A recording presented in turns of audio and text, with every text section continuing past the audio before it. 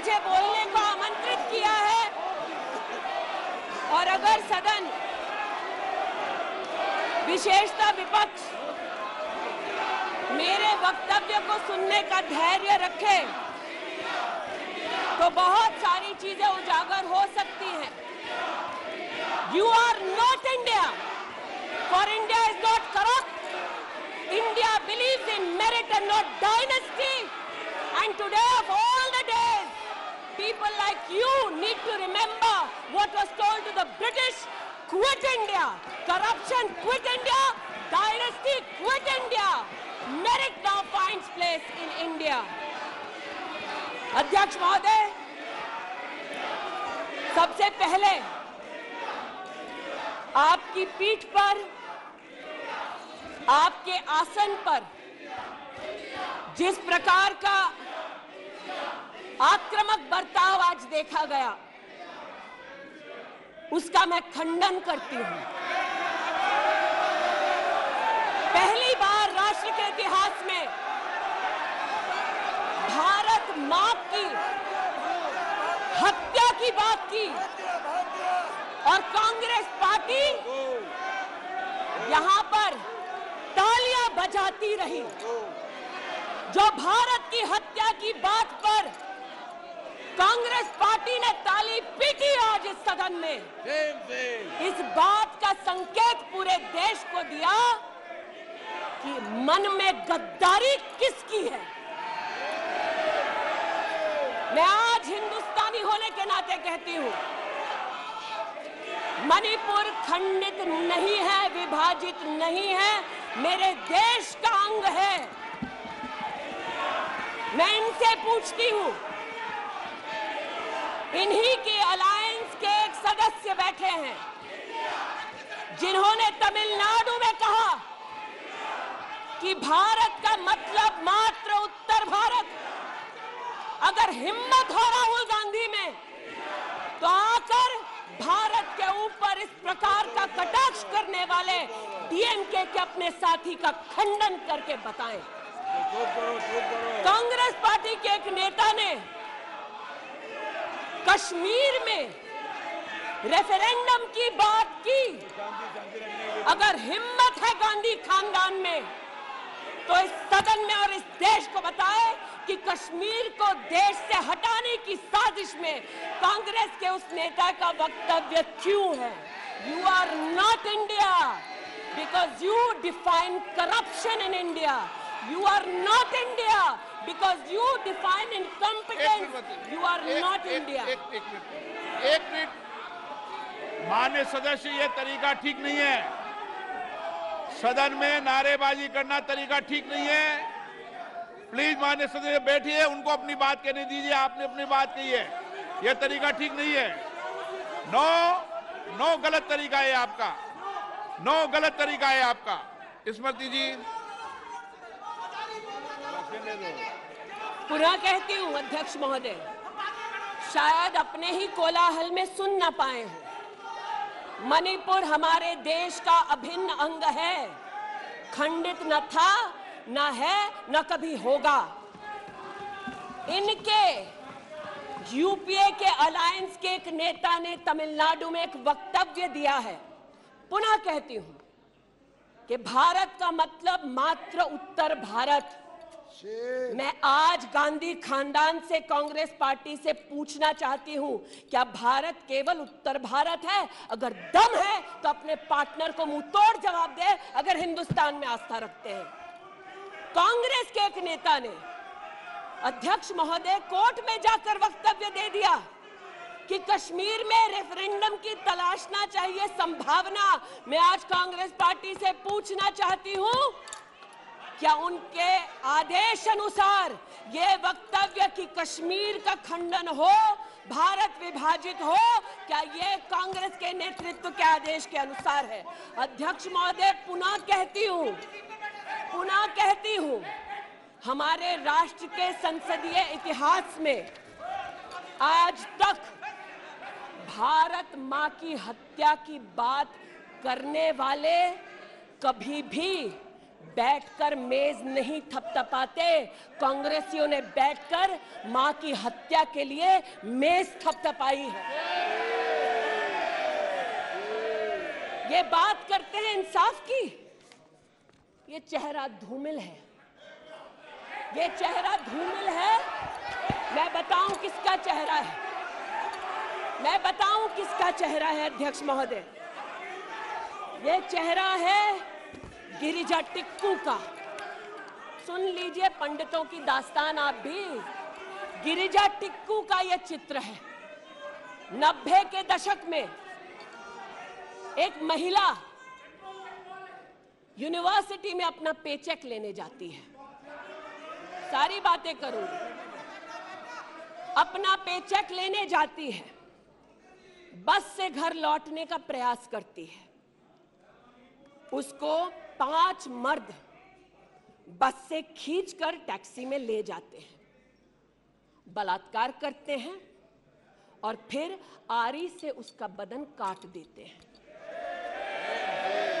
जब गिरिजा टिक्कू के जीवन पर एक फिल्म में एक प्रति आया, मैं आज कहना चाहती हूं कि कांग्रेस के कुछ प्रवक्ताओं ने उसको प्रोपेगेंडा कहा। सरला भट्ट,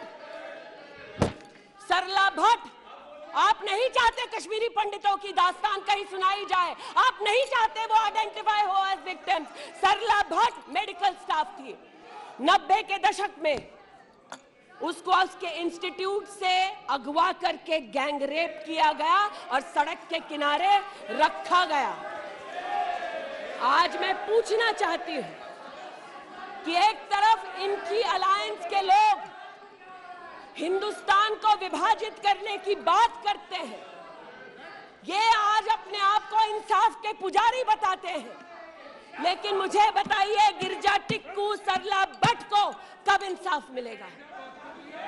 हर गली हर मोहल्ले में एक स्लोगन गूंजता था पंडितों के बीच, रलियू सलियू गलीव। पुनः कहती हूं, रलियू सलियू गलीव।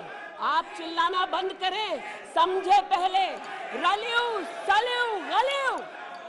या तो अपना धर्म बदलो या कश्मीर छोड़ो या यहीं मरो। उनकी आवाज भारत की आवाज नहीं है। उनकी आवाज को आपने कभी नहीं सुना। मैं आज कहती हूं, इन्होंने कहा अश्रु बहाए, भ्रमण किया 84 के दौरान में। मुझ जैसे कई लोग देश की राजधानी में थे और किसी का वक्तव्य ना सुने। अध्यक्ष जी, एक पत्रकार है प्रणय गुप्ता, उन्होंने लिखा कि सिख बच्चों को कैस्ट्रेट करके उनके अंगों को उनकी मां के मुंह में ठूसा गया। आज बोलती हूं, त्रिलोकपुरी में 30 औरतों को इकट्ठा करके चीला गांव में ले जाकर उनका बलात्कार किया। सुल्तानपुरी में एक महिला ने एफिडेविट दी है, मेरे हस्बैंड को मार दिया, बेटी को शादी से एक रात पहले उठाकर ले गए और उसका बलात्कार किया।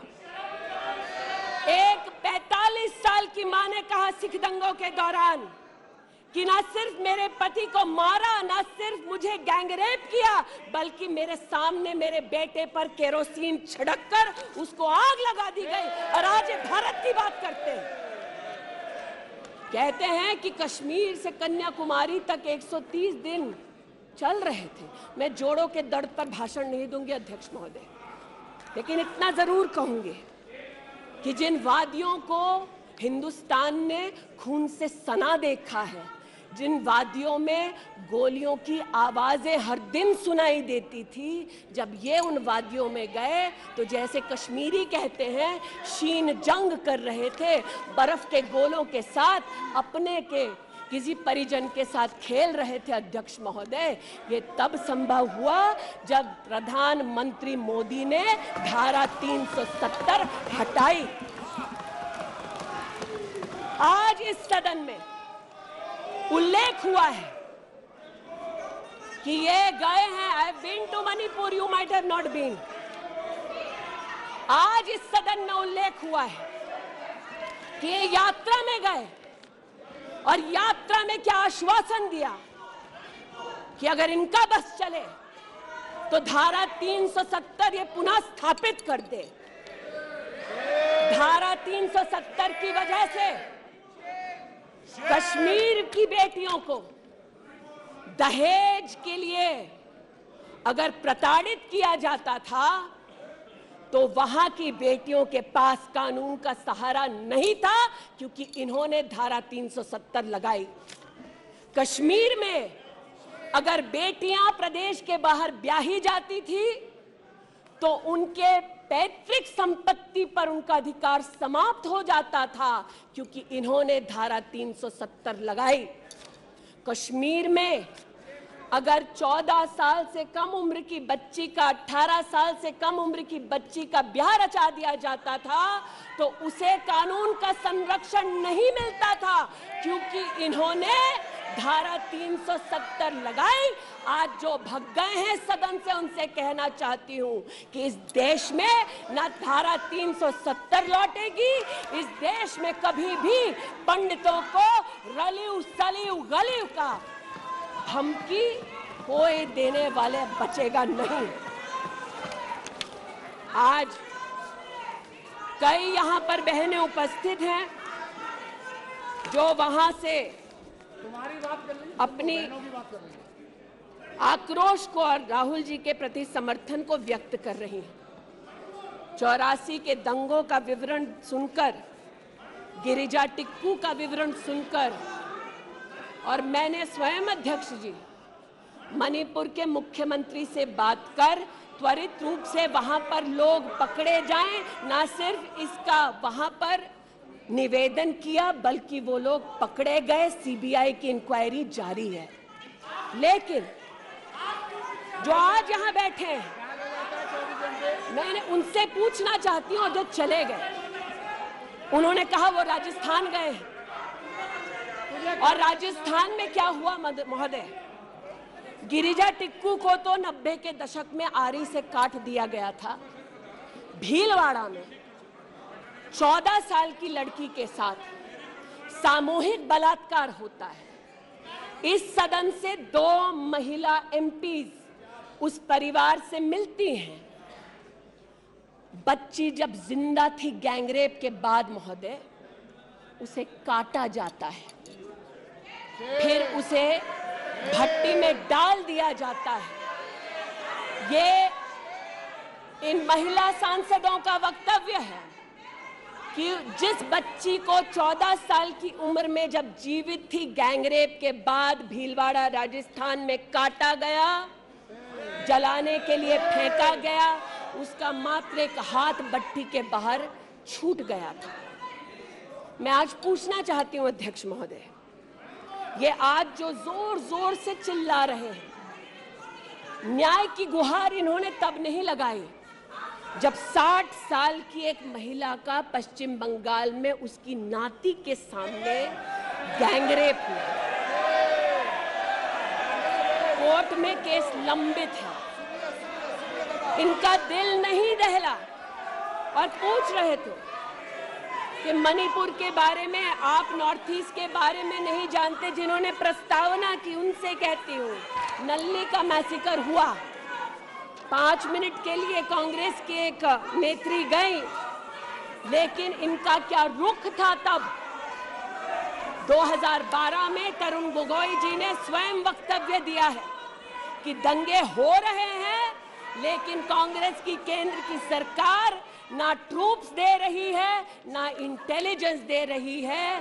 कोकराझार की बात करते हैं कि मेरा वक्तव्य नहीं है, तब के कांग्रेस के मुख्यमंत्री तरुण गोगोई का वक्तव्य है। कोकराझार में हिंसा होती है, धुबड़ी में 3-3 महीने कर्फ्यू रहता है। आज महोदय जो लोकतंत्र की दुहाई दे चुके हैं, हम बार बार इस सदन में इस सदन में बार बार इमरजेंसी की गाथा को याद करते हैं। इस सदन में हम लोग बार बार उन नेताओं को, उन सामाजिक संस्थाओं को, उन मीडिया के बंधुओं को, उनकी प्रिंटिंग प्रेस कैसे जबरन बंद कर गई उसको, इस पर विस्तृत चर्चा होती है।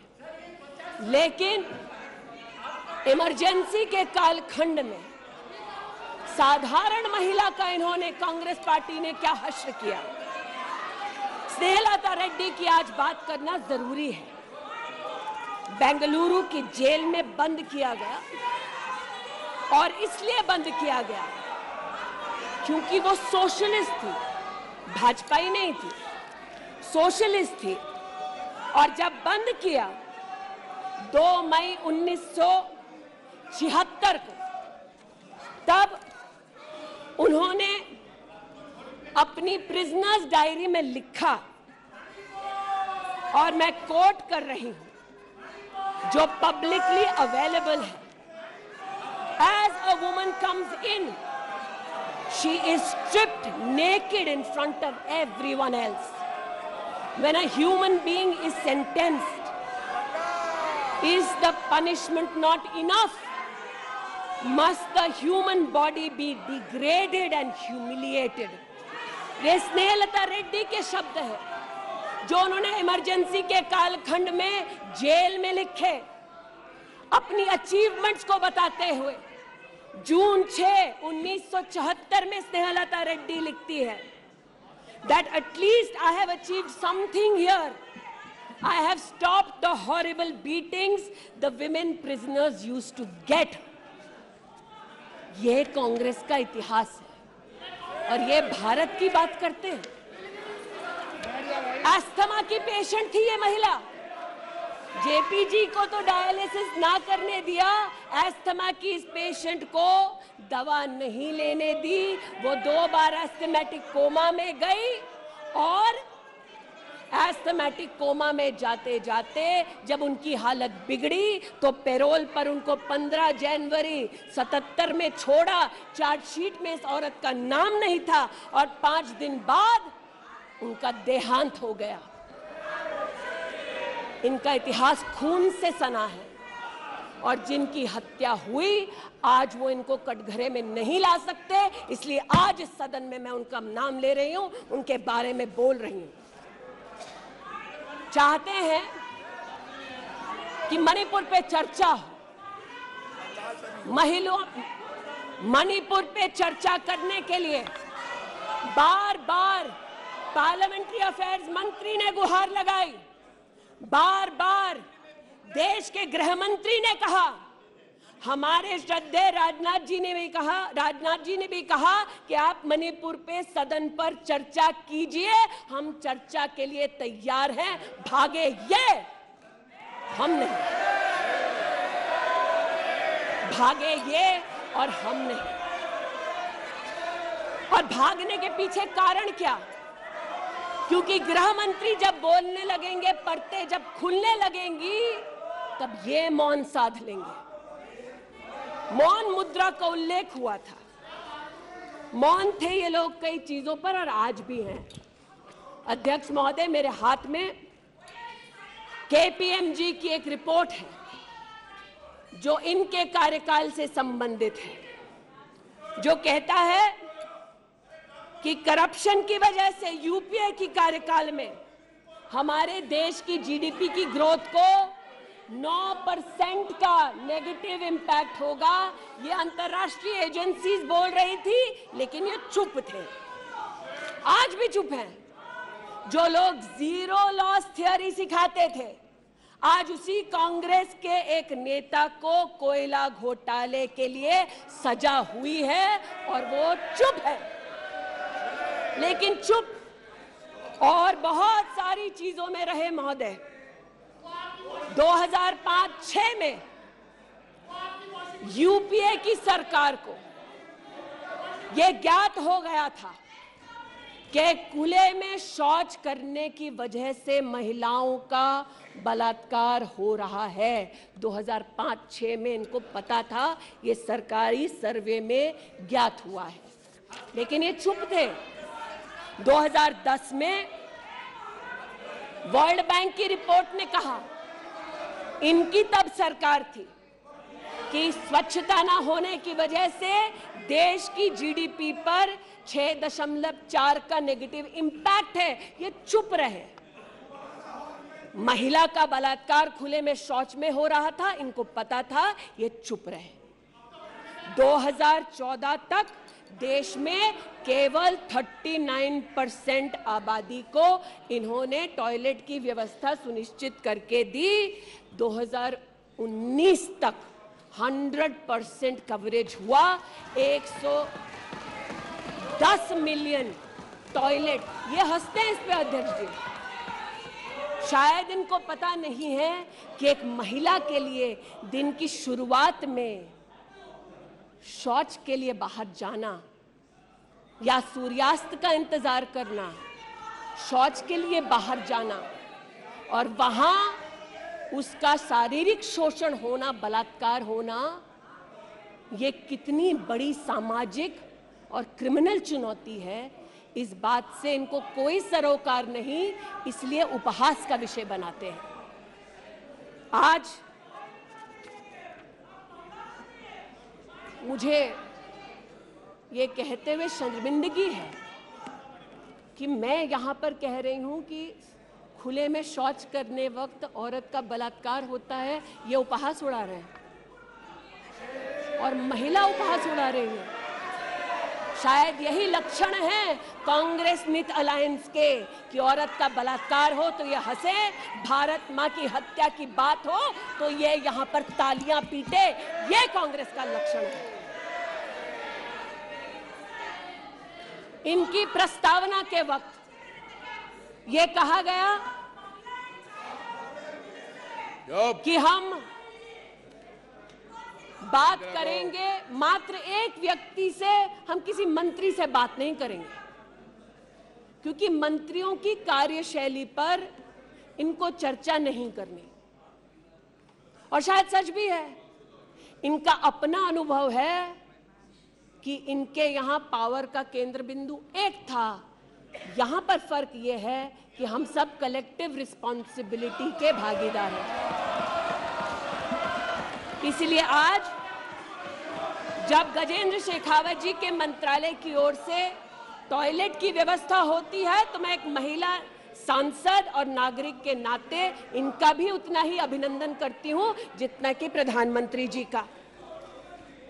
जल जीवन मिशन महोदय, हमारे देश में जब इनकी सरकार थी तो मात्र 3 करोड़ परिवारों तक नलके से पानी पहुंचता था।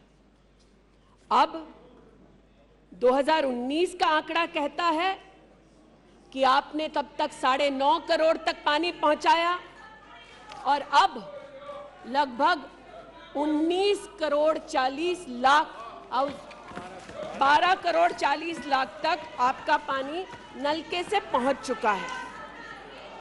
लेकिन इनको इससे भी सरोकार नहीं कि अगर टॉयलेट बना, महिलाओं का शोषण कम हुआ, देश की साधारण महिला का सम्मान बढ़ा, तो इनसे इनका कोई सरोकार नहीं। स्पष्ट है, गरीब के घर में नल से जल पहुंचा तो कांग्रेस का उसका कोई सरोकार नहीं। ये स्पष्ट है और सही है। हमारा सरोकार है, देश हमारा है, सेवा हमारी है। आज ये उत्तेजित है कि मैं इस सदन में मंत्रिमंडल के अपने कई सहयोगी साथियों का वर्णन करती हूं।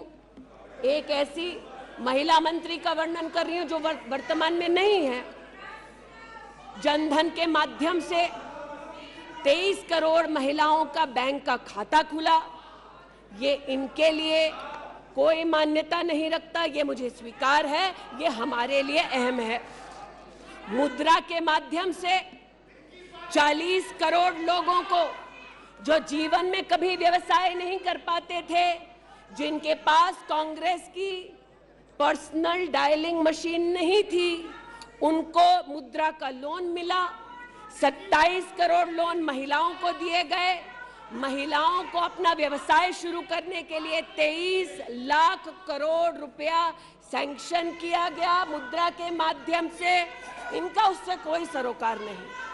8 करोड़ नौजवान हमारे राष्ट्र के इतिहास में फर्स्ट टाइम एंटरप्रेन्योर्स बने। इनका उससे कोई सरोकार नहीं। 1,80,000 अकाउंट्स में स्टैंड अप इंडिया का 40,000 करोड़ का पैसा दिया गया। 80% महिलाएं। प्लीज, क्या तरीका है?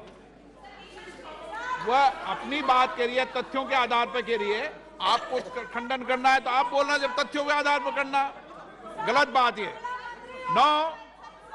नो गलत। माननीय मंत्री जी, आपकी अनुमति से सर मैं पुनः बोलूं। तो जैसा कि मैंने कहा, महिला का अगर आर्थिक सामाजिक उत्थान होता है तो इससे इनको कोई सरोकार नहीं। सेल्फ हेल्प ग्रुप की बात करते हैं। जब इनकी सरकार थी तब मात्र 19 लाख सेल्फ हेल्प ग्रुप्स को इन्होंने 80,000 करोड़ का लोन दिया। हमने 9 करोड़ महिलाओं को 5 लाख करोड़ की आर्थिक व्यवस्था करके दी देश के सेल्फ हेल्प ग्रुप में। यह हमारा अभिमान है। जो आज महिला के बारे में चर्चा कर रहे हैं, टोका-टोकी बंद करो सर। जब इन्होंने महिला संबंधित बजट की व्यवस्था की तब इनके कार्यकाल से 130% ज्यादा बजट हमारे प्रधानमंत्री जी ने देश की महिलाओं को समर्पित किया। ये हमारा अभिमान है। आयुष्मान भारत के अंतर्गत 10 करोड़ परिवारों में महिलाओं को आयुष्मान भारत का कार्ड मिला। आज तक 2 करोड़ 60 लाख महिलाओं ने हॉस्पिटल वेलनेस सेंटर में सुविधाएं ली। ब्रेस्ट कैंसर में 12 करोड़, सर्विकल कैंसर में 8 करोड़ महिलाओं ने स्क्रीनिंग कराई। इनका उससे कोई सरोकार नहीं, बल्कि इनका उनसे सरोकार है दिल्ली में, जिन्होंने आयुष्मान भारत योजना दिल्ली में लागू ही नहीं की। इनका उनसे सरोकार है। देश में मोदी सरकार में 3 करोड़ 84 लाख घर बने, जिनमें से 2 करोड़ 86 लाख महिलाओं को मिले। इनका उनसे कोई सरोकार नहीं, क्योंकि गरीब महिला लखपति दीदी बन गई। वो हमारा अभिमान है, इनका नहीं। हमारे देश में 8 करोड़ 50 लाख बेटियों ने समग्र शिक्षा के माध्यम से स्कूल में सेवा ली, मुफ्त टेक्स्ट बुक की सेवा ली। बेटियां का ये उपलब्धि हमारा अभिमान है, इनका नहीं।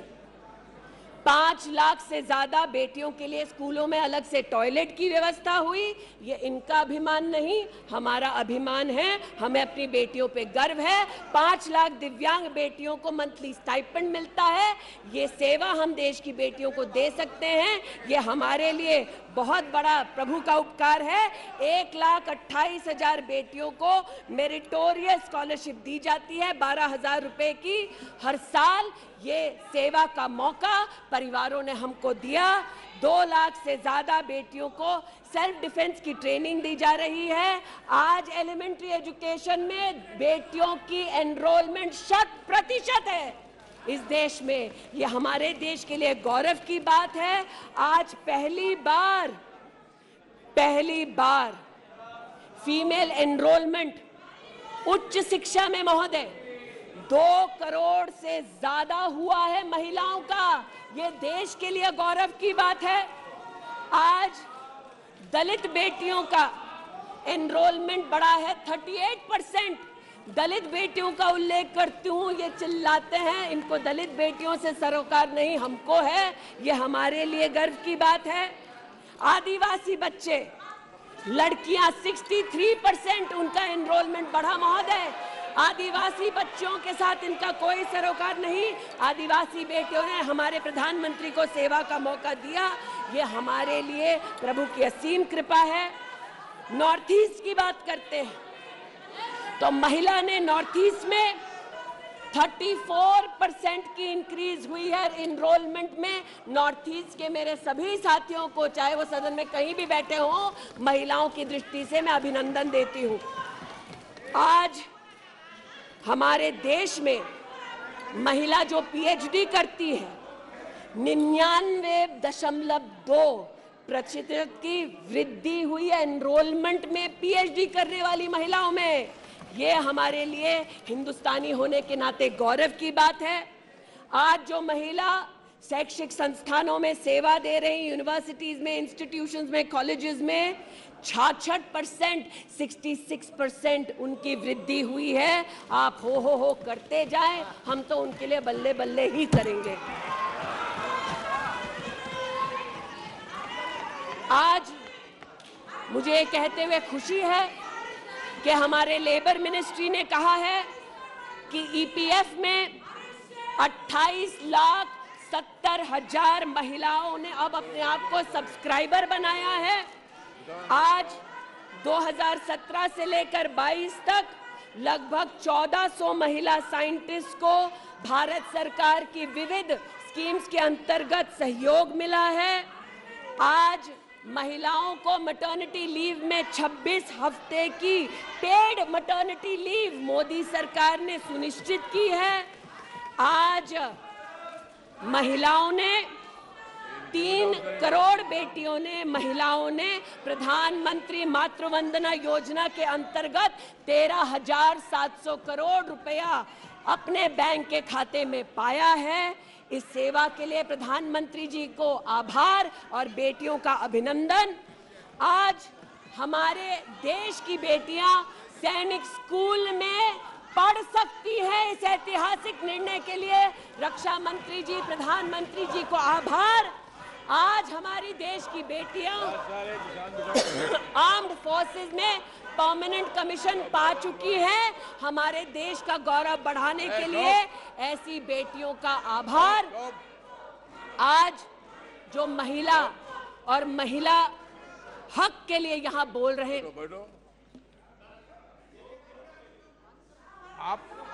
आप विषय पे बोल रही हैं और अविश्वास प्रस्ताव पे सब विषय पे बोल सकते हैं। ये तरीका अच्छा है क्या? बोलिए माननीय।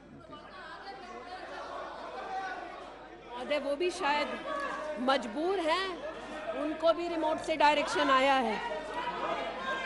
इतना ही कहना चाहती हूं कि आज एक तरफ हमारी बेटियों ने सैनिक स्कूल में, आर्म्ड फोर्सेस में अपने प्रतिभा के आधार पर देश का गौरव बढ़ाया है। दूसरी ओर बिना किसी पुरुष सहयोगी के हिंदुस्तान के इतिहास में पहली बार 4,313 मुस्लिम बहनें अकेली हज के लिए गईं और सुरक्षित हिंदुस्तान लौटी।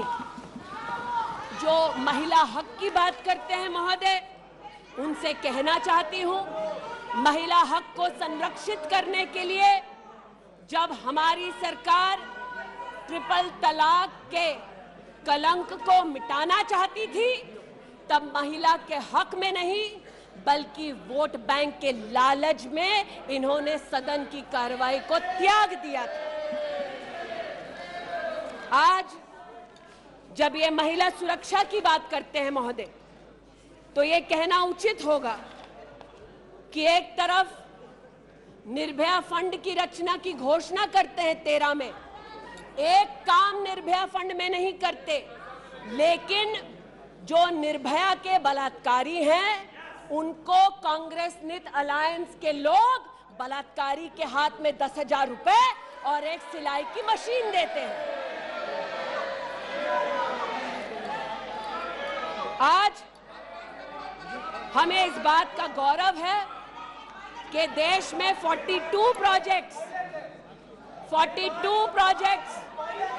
5,000 करोड़ की लगभग लागत से भारत सरकार के सौजन्य से बन रहे हैं। जो महिला सुरक्षा के लिए ये ना कर पाए, वो आज प्रधानमंत्री मोदी कर रहे हैं।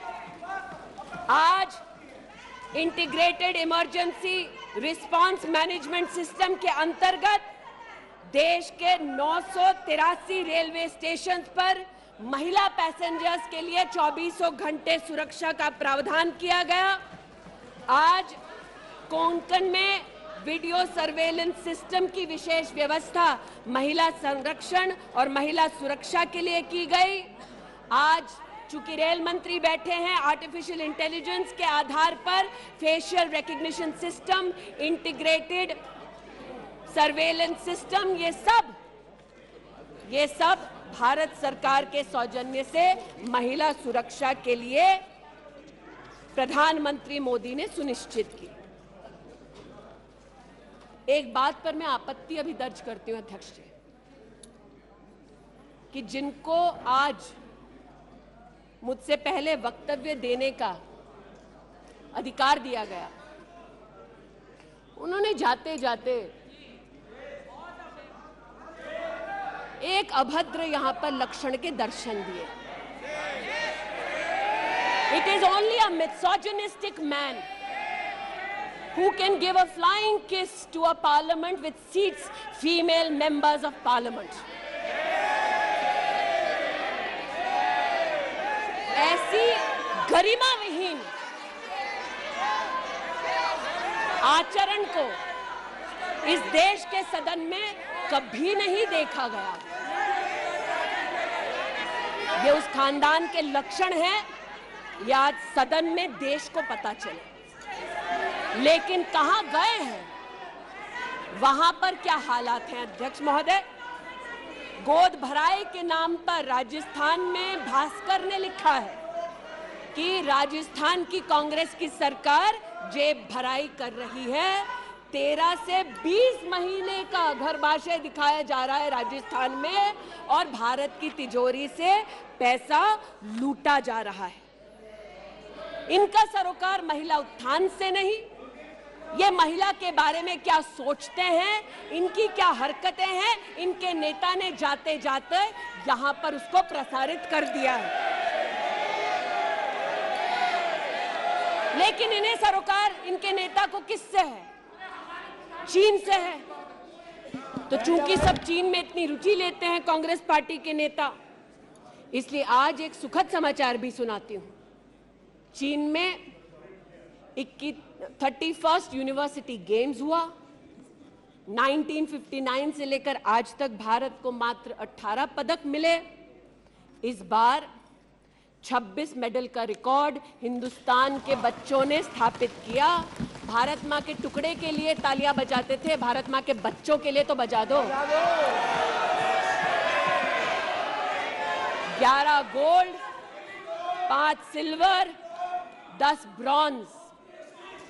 आज देश के यूनिवर्सिटी के छात्र देखें कि 31st यूनिवर्सिटी गेम में भारत का नाम रोशन करने वाले छात्रों के लिए मैं गुहार लगा रही हूं कि कांग्रेस पार्टी यहां अभिनंदन कर दे, लेकिन वो अभिनंदन से भारत के बच्चों को वंचित रखते हैं।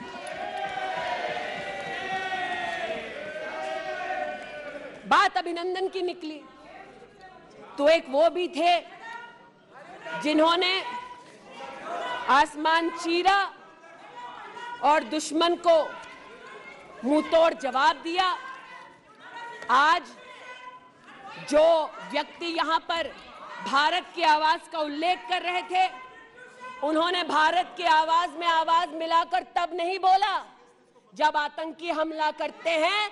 उन्होंने भारत के आवाज से अपनी आवाज को भिन्न करते हुए इस सदन में भारत के रक्षा बलों से प्रमाण मांगा इस सदन में। लेकिन प्रमाण क्यों मांगा?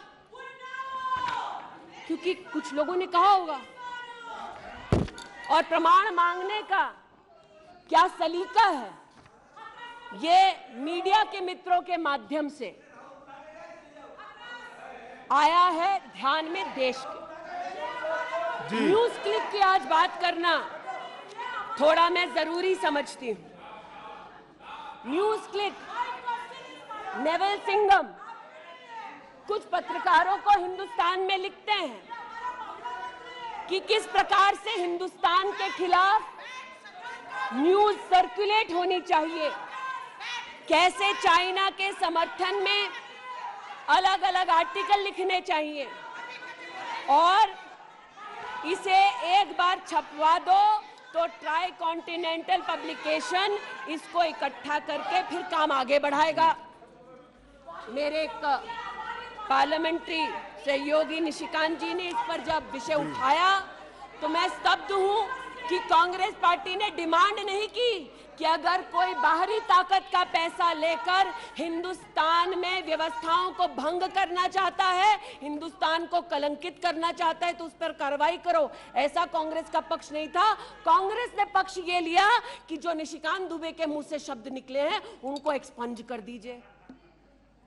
लेकिन ये जो ट्राई कॉन्टिनेंटल पब्लिकेशन है महोदय जी, जिसके बारे में ना आप ईडी को माने, न्यूयॉर्क टाइम्स को माने, वो ट्राई कॉन्टिनेंटल पब्लिकेशन के जो मुख्य रिसर्चर हैं उनके वक्तव्य को कांग्रेस पार्टी अपने ऑफिशियल फेसबुक पर क्यों डालती है, ये मैं पूछना चाहती हूं।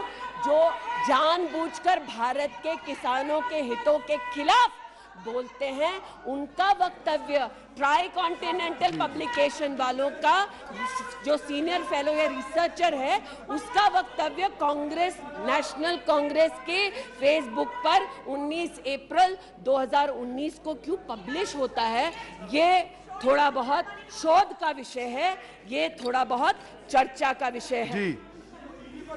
आज मैं ये कहना चाहती हूं कि जब प्रस्तावना हुई, मैं तो प्रस्तावना के विरुद्ध खड़ी हूं।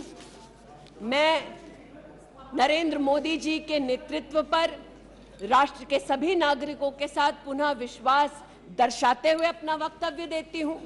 लेकिन राहुल जी ने किस पर विश्वास जताया? राहुल जी ने विश्वास जताया मुस्लिम लीग पर। कहा सेक्युलर पार्टी है। शायद राहुल जी ने ना पढ़ा हो कि 80 के दशक में मुरादाबाद में 83 लोगों को मारने वाली मुस्लिम लीग, राहुल जी को बताना पड़ेगा सेक्युलर कैसे हुई है। राहुल जी को आज जवाब देना होगा कि वो राष्ट्रभक्ति की बात करते हैं तो क्या जेएनयू में जाकर जब भारत तेरे टुकड़े होंगे का नारा दे रहे थे वो राहुल गांधी की देशभक्ति थी? राहुल गांधी को आज जवाब देना होगा, है तो नहीं, उनको आज जवाब देना होगा। जिस अफजल गुरु ने इस संसद पर हमला किया, उस अफजल गुरु के संरक्षक समर्थक को कांग्रेस पार्टी ने अपने पार्टी का नेता बना दिया, जिसने कहा यह राहुल गांधी की देशभक्ति है। राहुल गांधी की देशभक्ति आज बताती हूं। इन्होंने, घबराइए मत, आप ही के नेता बोलकर गए हैं, घबरा क्यों रहे हैं? बैठिए, आराम से बोल रही हूं। जरा संक्षेप कीजिए। मैं पुनः बोलना चाहती हूं। अध्यक्ष महोदय, बहुत सारे व्यवधान आए, अब राहुल जी की बात चली है तो कृपया थोड़ी सी कर दीजिए। दोबारा कहती हूं, क्या बोले हैं और क्या बाहर बोले हैं। देश के बाहर गए तो कहा आइडियाज ऑफ इंडिया कॉन्क्लेव में that there is going to be a Mars upsurge. India has massive amount of polarization. ये राहुल गांधी के शब्द हैं। इसका मतलब राहुल गांधी ने विदेश में जाकर कहा हिंदुस्तानी सौहार्द की भूमिका में नहीं रहते। राहुल गांधी ने कहा कि हिंदुस्तानी भाईचारे में इतना विश्वास नहीं करते because there is a massive amount of polarisation. और राहुल गांधी ने कहा there is going to be a mass upsurge. Now the question is, how can the opposition effectively use the upsurge to change politics? मतलब उन्होंने कहा कि देश में उथल पुथल होगी। मैं स्पष्ट करना चाहता हूं, विपक्ष इस उथल पुथल को कैसे इस्तेमाल कर सकता है ये मैं सोच रहा हूं। फिर उनका शब्द है देश में केरोसिन फैला है, हमें एक चिंगारी की जरूरत है। आज पूछना चाहती हूं, माचिस ढूंढते ढूंढते राहुल गांधी कहां गए? अमेरिका गए, तंजीम अंसारी के साथ, जो पाकिस्तानी इमाम जावेद अहमद के साथ ताल्लुक रखते हैं, अमेरिका में अपने कार्यक्रमों को उनके साथ करवाया। राहुल गांधी, मिन्हाज खान, जो हिंदुस्तान के खिलाफ आवाज बुलंद करते हैं, उनके साथ उन्होंने मीटिंग की।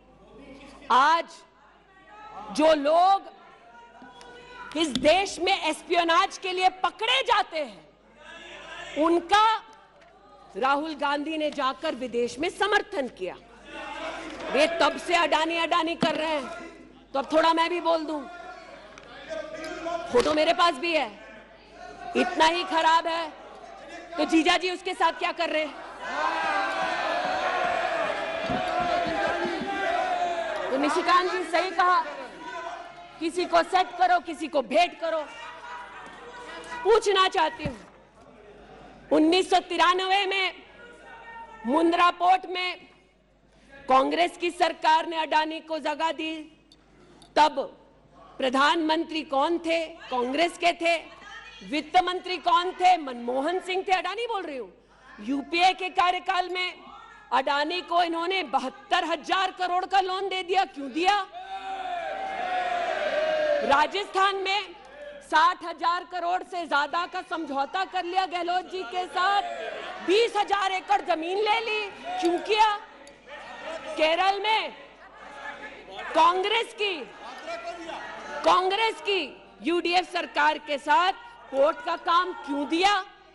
महाराष्ट्र में जब कांग्रेस के पास सत्ता थी, तो फिर कांग्रेस ने अडानी को पोर्ट का काम क्यों दिया?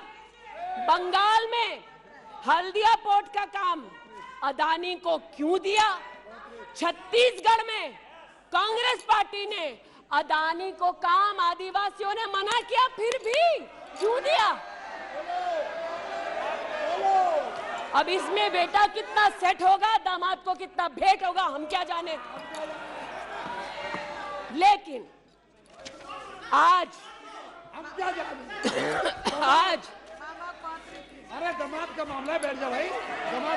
दामाद आपका नहीं है, जिनका है वो नहीं चिल्ला रहे, आप क्यों चिल्ला रहे? बैठ जाइए भाई। जिसका है दामाद वो नहीं चिल्ला रहे, आप क्यों चिल्ला रहे? बैठिए।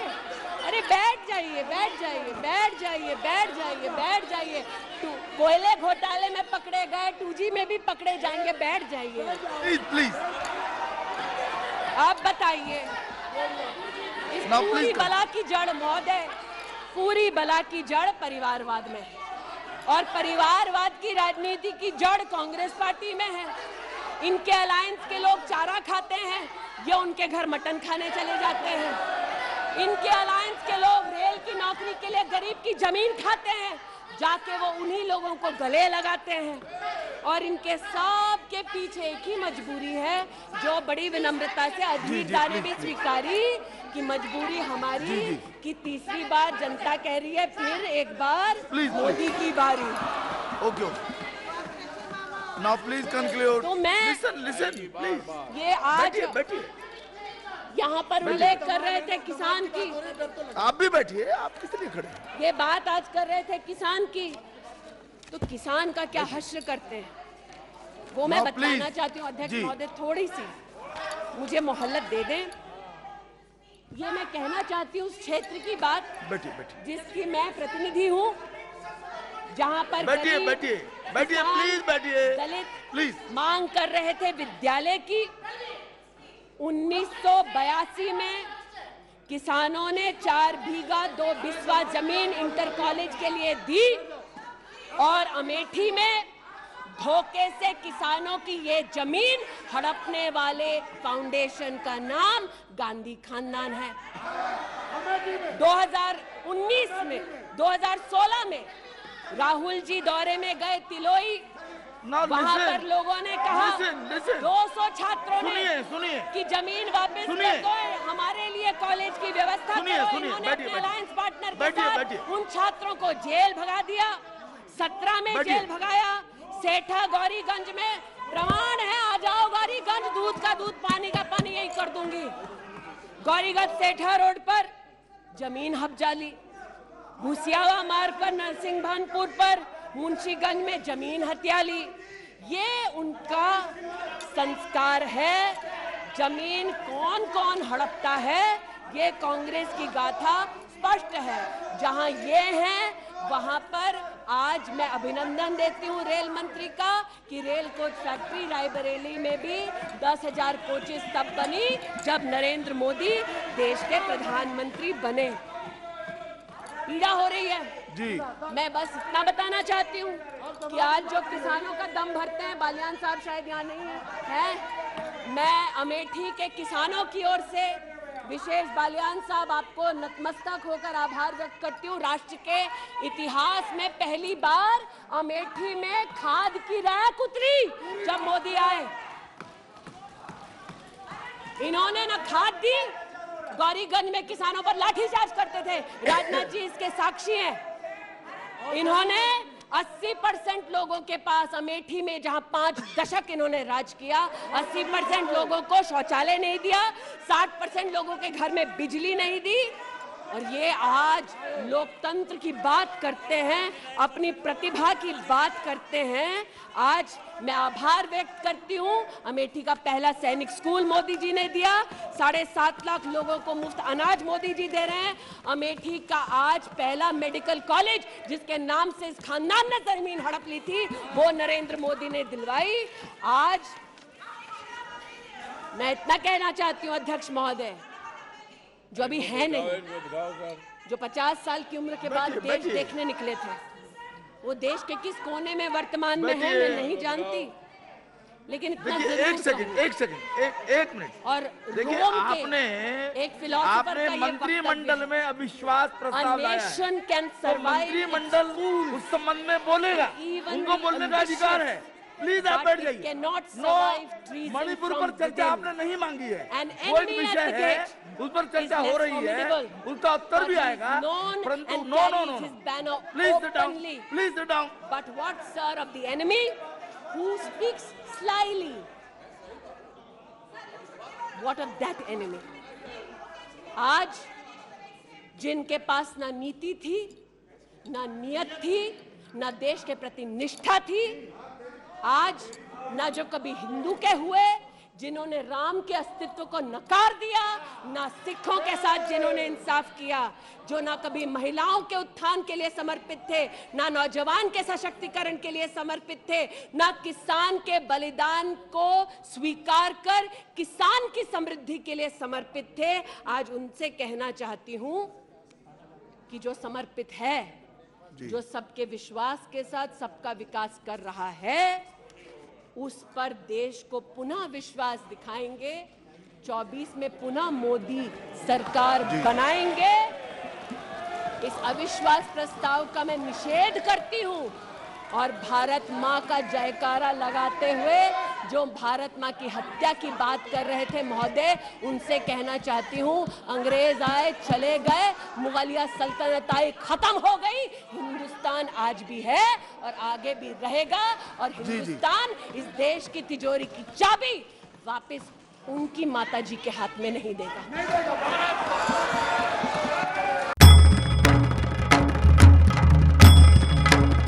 भंडाऱ्याची उधळण म्हणजे